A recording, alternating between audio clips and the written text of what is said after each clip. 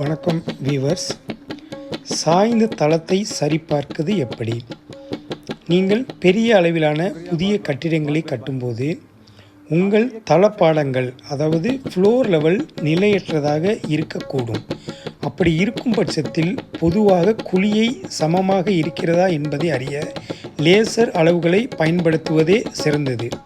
ஆனால் அதைவிட எளிய வழிமுறையில் 2 mm வரை குழியை நேர்கோட்டில் சமமாக்க முடியும்.